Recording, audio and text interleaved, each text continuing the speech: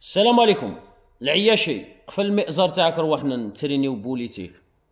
موضوع هذا تاع الوساطة ومبادرة السلام وكثرة الكلام، ولي الجزائر كانت محقة في جميع القرارات نتاعها بقطع العلاقات وغلق المجالات، لأنه لطالما التاريخ يذكر بأن الجزائر اقتدت بصبر سيدنا أيوب عليه السلام تجاه مملكة كاش حاجة.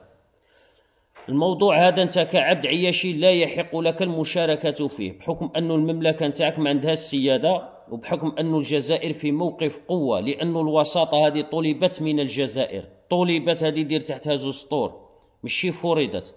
نعطيك مثال بسيط، وحده كي تكون بنت أكارم وبنت الأشراف ويتقدموا للخطبة نتاعها كاين مهلة للرد، يعني قادر هذا الطلب هذا يواجه بالقبول وقادر يواجه بالرفض، على عكس وحده اللي تكون هامله يسبيوها ومانيش معني عليك.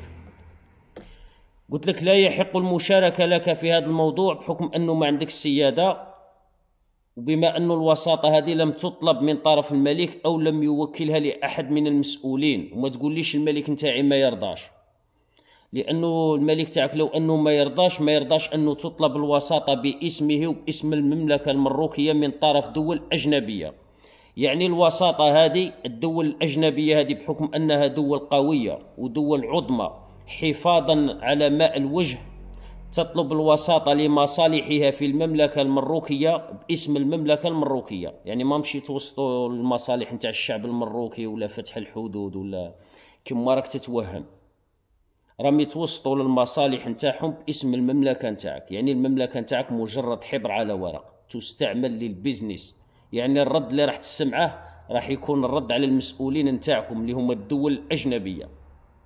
ما كان لا تبقى تفتح لايفات هنا ديجا انت شا دخلك في هذه المواضيع. فرح بكأس العالم، سبحان الله، كأس العالم وتاع الدراري ماشي تاع الكبار، تاع كراميش. بالبركة عليك.